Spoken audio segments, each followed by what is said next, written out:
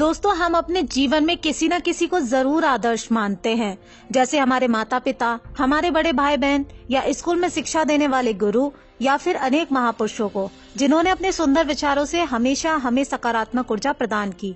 लेकिन एक चलन चला है बॉलीवुड की गंदगी फैलाने वालों को आदर्श बनाने का।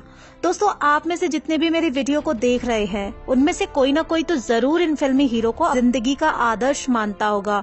चलिए कोई बात नहीं, लेकिन एक जरूरी बात, अगर सनातन है तो बस अपना इतिहास समझकर ही आगे किसी को अपना आदर्श बनाइए। अब आप कहेंगे इस वीडियो में हम किसके आदर्शात्मक बनाम गद्दारी विचारों के बारे में बात करेंगे, तो आज की वीडियो है शहनवाज खान के गद्दारी कारनामों की, जिसने अपने लालच को पूरा करने के लिए अंग्रेजों के समय पर अपने ही भारत और उसकी सेना से दगाबाजी की थी और नाती ये बॉलीवुड में घुसकर देश के साथ गद्दार बना करता है। दोस्तों, शाहरुख खान आजाद हिंद फौज के गद्दार मेजर जनरल शहनवाज खान का नाती है। जब गंदी नाली में कोई कीड़ा पनपता है तो हम हिंदुस्तानी सनातनियों को किसी देशद्रोही मक्कार के पैदा होने की शंका होती है।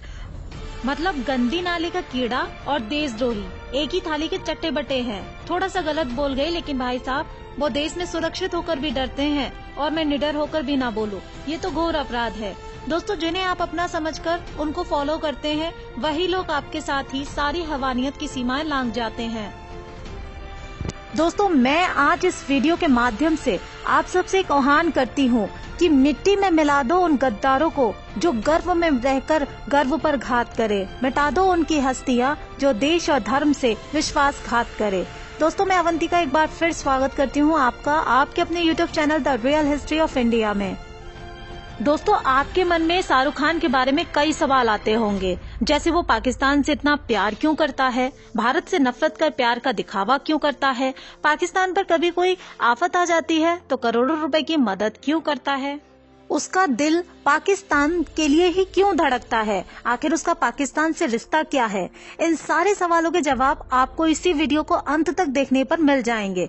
दोस्तों, आपको याद होगा कि अभी कुछ दिनों पहले ही शाहरुख खान एक बायात बयान में कहा था कि वो देश छोड़कर चला जाएगा। हाँ भाई, भारत से पैसा बहुत कमा लिया, अब जाना तो पड़ेगा ही, बिल्कुल माल्या जी की तरह। इतना ही नहीं, उसके साथ साथ आमिर खान और दाऊद बुट के बहुत सारे मक्कारों ने भी इसी तरह से डर लगने की और देश छोड़कर जाने की बात कह डाली थी। इतना रुपया होने के बाद भी पता नहीं ये सारे खान अभी तक देश छोड़कर क्यों नहीं गए हैं, ये भी सवाल आपके मन में जरूर आता होगा। दोस्तों, शायद वे अपने दोगलेपन और देश विरुद्ध बयानों के मुकदमों में ना फंस जाएं, इसलिए डरकर शांत अपने अपने बिलों में घुस गए हैं। दोस्तों, आखिर शाहरुख खान का पाकिस्तान से रिश्ता क्या है, वो भी ऐसा देश जो दुनिया भर में आतंकवाद को एक्सपोर्ट यानी निर्यात करता है। और इतना बड़ा कलाकार होने के बावजूद भी इन खानों को अमेरिका के एयरपोर्ट पर कपड़े उतरवा कर क्यों चेक किया जाता है, क्योंकि इन खानों का पूरा इतिहास गद्दारी से भरा पड़ा है। वैसे इन खानों को अमेरिका के एयरपोर्ट पर नंगा होने से अब कोई डर नहीं लगता, क्योंकि इनकी फिल्मों में सब कुछ नग्नपने में ही होता है, तो भला 100 लोगों में शर्म कैसी। दोस्तों, ऐसा नहीं कि सिर्फ शाहरुख खान को ही अमेरिका वाले नंगा करके देखते हैं, बल्कि किसी भी देश के मुसलमान को अमेरिका में नंगा होना ही पड़ता है। दोस्तों, इतिहास पर नजर डालें तो शाहरुख खान के नाना यानी शहनवाज खान की गद्दारियां साफ झलकती हैं। दोस्तों, बात उन दिनों की है जब भारत में स्वतंत्रता संग्राम प्राप्ति के लिए संघर्ष अपने चरम पर था। इसी उद्देश्य को पाने के लिए नेताजी सुभाष चंद्र बोस भी अपनी आजाद हिंद फौज के साथ कोहिमा के मोर्चे पर डटे हुए थे। युद्ध के हालात ही कुछ ऐसे होते हैं कि आप किसी पर भी भरोसा नहीं कर सकते। ऐसे एक बेहद नाजुक समय में कोहिमा के मोर्चे पर आजाद हिंद फौज को कमांड करने के लिए सुभाष चंद्र बोस जी ने एक अति विश्वास पात्र साथी मेजर जनरल शहनवाज खान को भेजा। उधर नेताजी के पास गुप्त रूप से मोर्चे से मेजर जनरल शहनवाज खान की गद्दारी की खबरें लगातार आने लगी। इम्फाल कोहिमा के उस मोर्चे की जीत या हार युद्ध का पासा पलटने की क्षमता रखती थी, लिहाजा सुभाष बाबू ने बिना एक पल की देरी किए शहनवाज खान को मोर्चे से वापस बुलाकर उसको कोर्ट मार्शल का आदेश दे दिया। बाद में कोर्ट मार्शल की प्रक्रिया के दौरान इंटेरोगेशन राउंड में लेफ्टिनेंट जनरल शहनवाज खान ने खुद ये स्वीकार किया था कि आजाद हिंद फौज में रहते हुए पूरी लड़ाई के दौरान उसने गुप्त रूप से ब्रिटिश सेना को ही मदद पहुंचाने का काम किया था, जिसके कारण अलग अलग मोर्चों पर आजाद हिंद फौज को अपने सैकड़ों बहादुर सैनिकों की जान से हाथ धोना पड़ा था। नेताजी सुभाष की पीठ में छुरा घोंपने वाले आजाद हिंद फौज के इसी गद्दार शहनवाज खान की एक बेटी थी जिसका नाम लतीफ फातिमा था। शहनवाज खान ने अपनी इसी बेटी का निकाह पेशावर के किस्सा कहानी बाजार के एक पठान ताज मोहब्बत खान से तय कर दिया, जो कि विभाजन से कुछ समय पहले ही पेशावर छोड़कर दिल्ली आ गया था। शायद आपको पता हो कि पेशावर नाम की जगह इस समय पाकिस्तान में है। अगर आपको विश्वास नहीं तो इतिहास को गूगल पर सर्च कर लीजिए।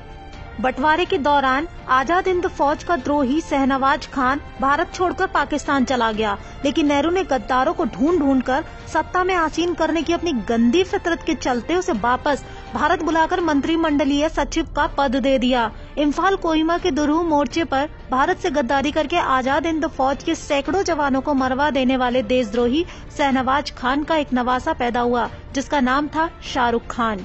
ये तो एक गद्दार की बेटी से पैदा हुआ मात्र एक गद्दार, लेकिन हम भारतीयों ने किंग खान की उपाधि देकर इसके नाना जान के गद्दारी के इतिहास को दबा दिया है और इसी कारण शाहरुख पाकिस्तान को करोड़ों की खैरात बांटता है। अब आपको पता चल गया होगा कि गद्दार इतिहासकार और पहला मुल्ला शिक्षा मंत्री मौलाना आजाद और अन्य महागद्दारों ने मिलकर आजादी दिलाने वाले सुभाष चंद्र बोस जी के इतिहास को भी इतिहास के पन्नों से मिटवा दिया और साथ ही मोहनदास गांधी और नेहरू हजारों टन की अय्याशियों को लील कर उन्हीं के इतिहास को बता डाला और उनके इस बदलू इतिहास को हमें पढ़ाया भी गया ताकि हम क्रांतिकारियों को ही आतंकवादी समझे और गांधीवादियों को आजादी का मसीहा।